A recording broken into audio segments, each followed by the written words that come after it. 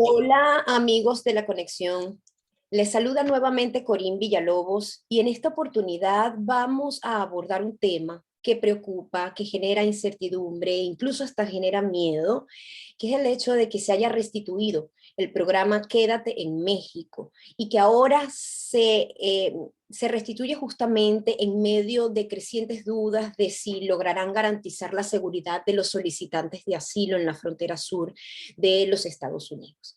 Para nosotros poder hablar de este programa hemos invitado a Michael Monroy, quien es director de coaliciones de la organización La Iniciativa Libre. Bienvenido, Michael, por este tiempo y por querer compartir con nosotros tu perspectiva acerca de qué es lo que está pasando en torno al programa, por qué se restituye y luego qué le podríamos decir a nuestra gente. Pero en principio, bienvenido a la conexión. Gracias, Corinne. Es un placer de estar contigo. El placer es nuestro. Como ya sabemos, el programa es una de las insignias de la administración anterior presidida por Donald Trump y fue derogado por el gobierno de Joe Biden apenas él tomó el poder, pero un juez federal ordenó reanudarlo y desde entonces Estados Unidos ha estado negociando con el gobierno mexicano sobre los parámetros en los que volvería a implementarse esta iniciativa. Pero Michael, ¿qué opina? ¿Qué opinas tú acerca de este restablecimiento del programa?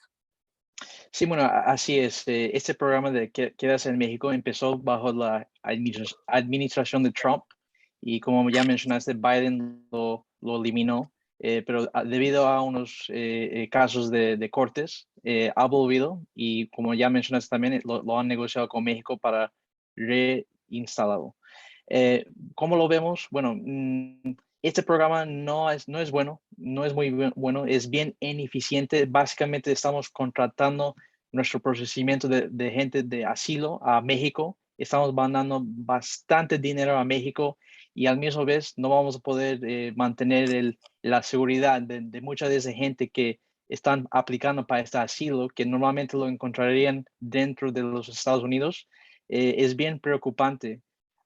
Pero al mismo vez también hemos llegado a este punto porque, bueno, desde que empezó la pandemia también hay que saber que básicamente se dejó de usar el Quédate en México hasta durante Trump, porque, bueno, debido a la pandemia, el título 42 que se usó desde ese entonces en base a razones de salud con la pandemia, se utilizó para rechazar a mucha gente el asilo también en los Estados Unidos. Entonces, son dos programas diferentes, pero también estamos aquí porque el proceso de aceptar a la gente de asilo está roto, básicamente. El sistema de inmigración no está funcionando como debe funcionar y hemos visto bastantes crisis pasar en la frontera, especialmente este año, ¿no? Vimos el crisis de la gente de Haití que se juntaron bajo ese puente, hemos visto la crisis de los niños que no estaban con sus papás. Y todo eso es debido a un sistema de migración que la administración de Biden no ha querido escuchar o traer soluciones a la mesa. Y han habido buenas soluciones legislativas que se han proponido en el Congreso, en el Senado, bipartidistas, como el Bipartisan Border Solutions Act, y podemos hablar un poquito más de eso también en esta conversación. Perfecto. ¿Cuáles son los riesgos? Nosotros, por supuesto, en la conexión no estamos incentivando de ninguna manera el paso por la frontera, pero sabemos que las crisis en los países centroamericanos, suramericanos, en México, son bien profundas y son crisis que ponen a las familias en el borde, ¿no? La ponen en el borde incluso de la muerte si se quedan en esos países, pero también en el borde de Estados Unidos a pasar muchísimas dificultades, vicisitudes, calamidades. Tú como líder comunitario, Michael, ¿qué sabes tú por lo que atraviesan las familias que se vienen y que luego están en el limbo jurídico cuando este tipo de programas no logran ejecutarse en términos humanos y seguros? Sí, bueno, es bien desesperante, ¿no? Estar en limbo, no saber qué va a pasar con tu caso judicial en esos temas de inmigración. Muchas de esas gentes han escapado, están escapando en sus países debido a persecución político, debido a la violencia, y esas son razones que en este país se aceptan los asilos. Hay que también saber o tomar en cuenta que aplicar para asilo debido simplemente a las económicas de esos países no es una razón para poder ser aceptado en este programa de asilo de los Estados Unidos, pero tener que esperar un año, 2 años, 3 años es bien preocupante para esta gente, ¿no? Están escapando tanta violencia y si se tiene que quedar en México, especialmente en esos pueblos fronterizos, ¿no? Donde hay mucho peligro, hay muchas pandillas, coyotes, lo que sea, no es una buena situación. Entonces, bueno, esto va a ser al parecer, como ha pasado y como puede pasar de ahora en adelante, es un programa bien ineficiente y vamos a gastar mucho dinero en una manera que no se debe gastar. Exacto, y eso me lleva a preguntarte algo más, Michael. En el tiempo en el que la administración de Trump implementó este programa, se separaban familias, ¿no? Recuérdate que siempre había como el dilema, el debate acerca de si se estaban separando a los hijos de los padres. El presidente Biden ha dicho que este programa se reinstalará, pero cuidando algunas maneras, de manera más humana y más segura. ¿Qué garantía hay de que realmente los hijos no sean separados de sus padres en este proceso?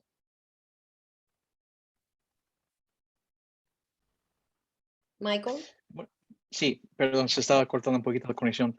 Sí. No, yo de verdad no creo que hay mucha garantía, ¿no? Esto es un programa del Departamento de Seguridad de Homeland Security y al final necesitamos una legislación permanente para arreglar los problemas en la frontera.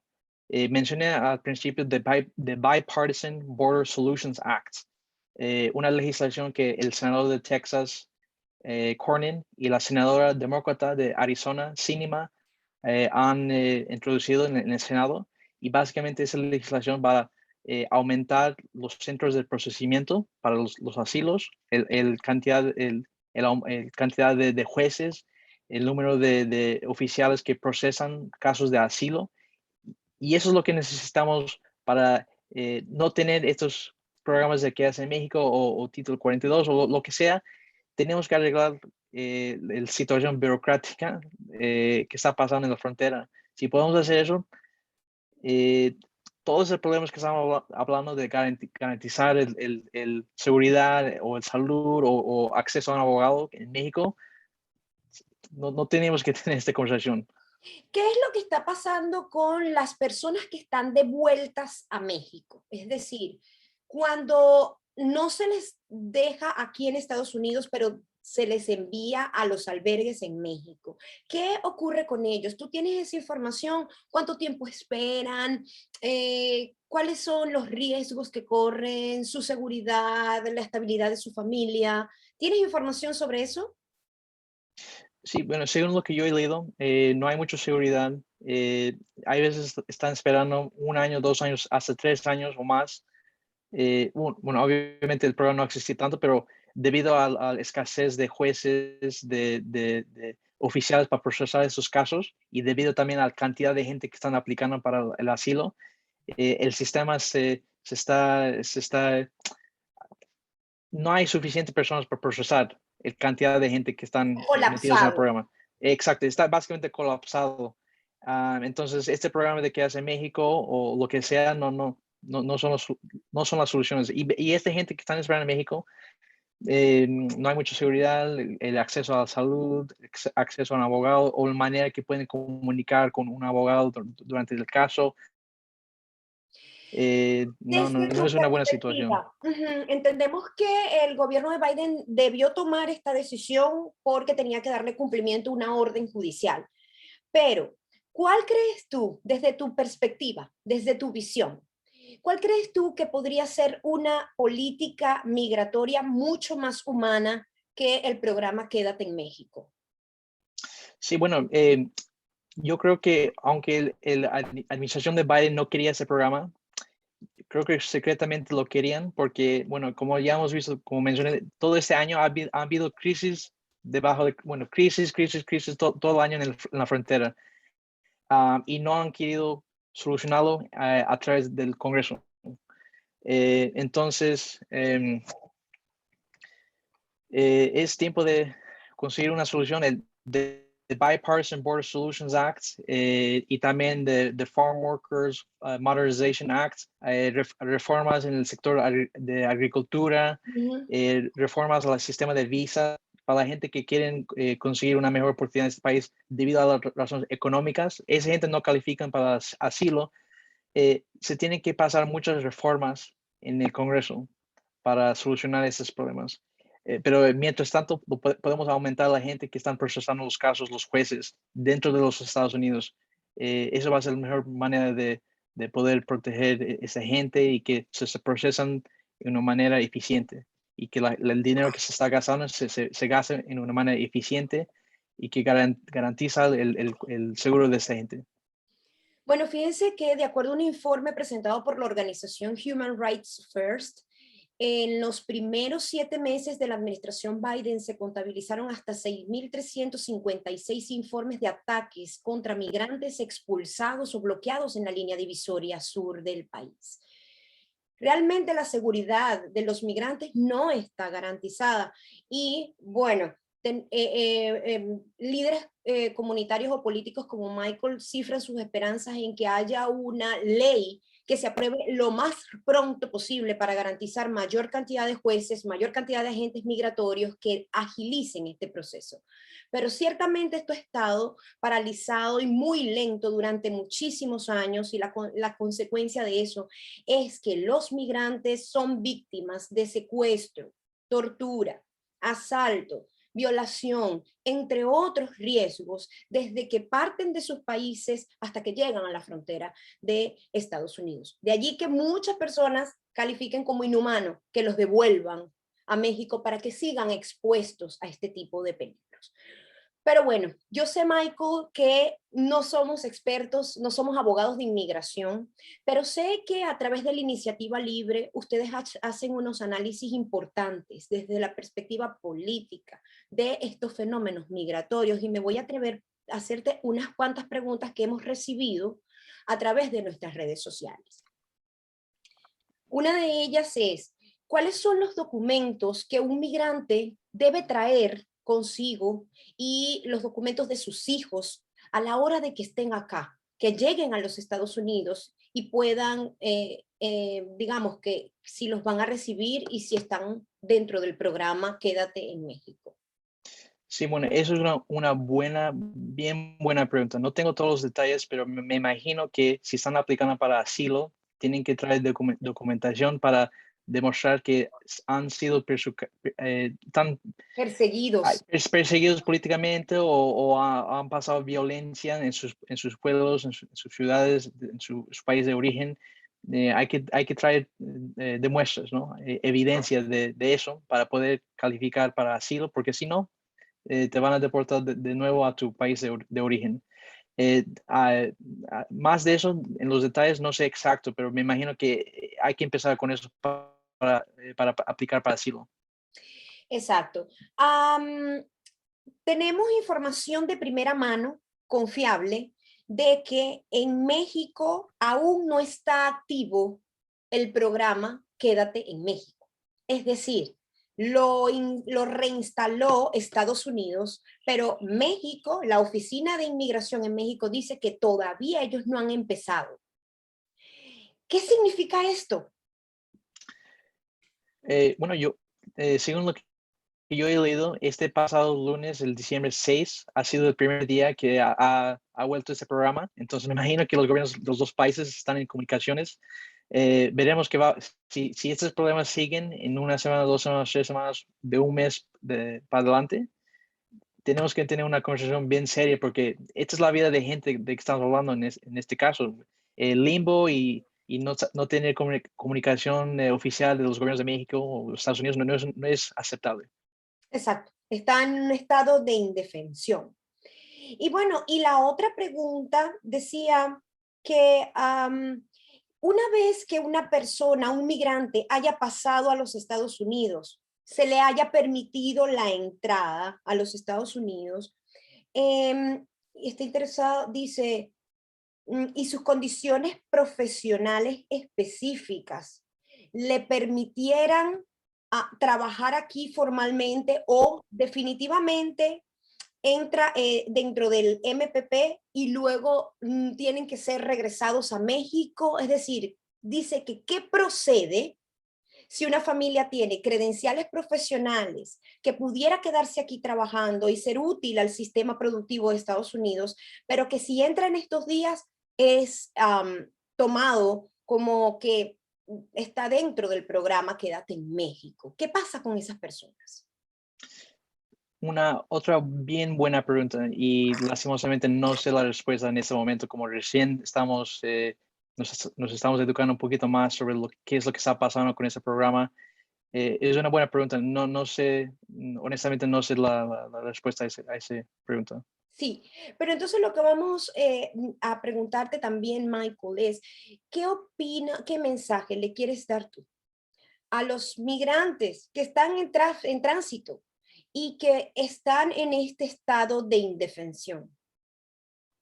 Sí, bueno, para la gente que están aplicando para asilo, que si tu intención es entrar al país para aplicar para asilo, que tengas las pruebas que me imagino que se puede encontrar para ayudar a los casos que tienen, para que se pueda procesar. No sé cuánto van a tener que esperar, pero eso va a ayudar a tu caso, tener esas pruebas para entrar a asilo. Pero si no tienes esas pruebas de asilo, o no calificas para asilo, como ya mencionamos, razones económicas no son razones para que te puedan admitir en asilo. No es recomendable hacer el viaje hasta la frontera para poder entrar a los Estados Unidos. Obviamente en libre, y hay muchas organizaciones que quieren trabajar para cambiar, reformar las leyes para que la gente que sí quiere entrar por razones económicas tienen un camino para poder entrar. En eso yo estoy trabajando cada día con muchos líderes, muchas comunidades, pero hasta que llegamos a eso, bueno, eh, tenemos que respetar las leyes hasta ahora, pero queremos reformar las leyes para darle la bienvenida a más inmigrantes, porque sabemos que los inmigrantes crean un país más fuerte en los Estados Unidos. Como yo, siendo hijo de inmigrantes, yo sé que los inmigrantes son buena gente y especialmente durante esta pandemia están haciendo muchos buenos trabajos para el pueblo americano. Así es, hemos sido trabajadores esenciales, más que esenciales. Y sí, Michael es hijo de colombiano y boliviana. Y finalmente, pues quería, ahora que tú habías mencionado todo este aporte que están haciendo, este trabajo duro que hacen las organizaciones pro inmigrantes en Estados Unidos por las familias hispanas específicamente, ¿cuál es el compromiso que tú crees que deberían asumir estas organizaciones para lograr mayores frutos en beneficio de las familias hispanas que están pasando tantas necesidades en los actuales momentos? Sí, bueno, como mencioné, la mejor oportunidad que tenemos en este momento es pasar esa ley de Bipartisan Border Solutions Act. Si ya estás en los Estados Unidos, tienes familiares en los Estados Unidos, tienes amigos que trabajan con diferentes grupos de iglesia, de negocio, que llamen a sus congresistas y a sus senadores, que mandan cartas, hagan visitas a las oficinas del distrito en los diferentes estados y explicar que esta es una ley que puede dar una solución a lo que está pasando en la frontera para que toda esa gente que hemos hablado de, que no pasen esta inseguridad, que se pueden procesar de una manera eficiente los casos de asilo. Eso es una manera bien buena para empezar. De ahí, bueno, podemos hablar también de Dreamers. Hay que conseguir una solución para los Dreamers, los chicos que están bajo del programa de DACA. Hay que conseguir una solución para la gente debajo de TPS, pero tenemos que empezar en un lugar. Yo creo que el Bipartisan Border Solutions Act es un lugar donde en este momento podemos tener una solución y no tenemos que ver esos videos de la gente que hemos visto este pasado año, ¿no? En la frontera. Así es prioritario. Sí. Y con esta idea, pues cerramos. La Casa Blanca insistió la semana pasada en que ha trabajado de cerca con la administración del presidente mexicano Andrés Manuel López Obrador para ofrecer refugios y transporte seguro a los solicitantes de asilo en el proceso. Digamos que en esta nueva etapa se han establecido conversaciones en las que estos temas que han sido calificados como inhumanos, insensibles en años anteriores, pues se le pueda dar algo de solución, pero no hay garantía, más aún cuando tenemos por primera mano información confiable de que las autoridades de inmigración en México no han reanudado el programa. Eso nos hace pensar que muchísimas personas están realmente en ese limbo sin saber qué hacer porque el gobierno de México todavía no ha implementado el programa. Muchísimas gracias, Michael, por todos estos mensajes, por explicarnos y por el tiempo, pero nosotros estaremos muy en contacto, no solamente contigo, sino también con otros líderes de la Iniciativa Latina y de otras organizaciones que luchan por los derechos civiles, constitucionales y humanos de los inmigrantes aquí en Estados Unidos.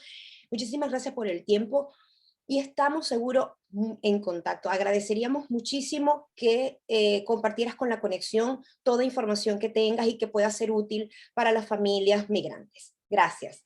Muchas gracias. Lo haremos y muchas gracias. Que tengas un buen Navidad. Así es, Feliz gracias. Navidad. Ok, gracias. Chao. Chao.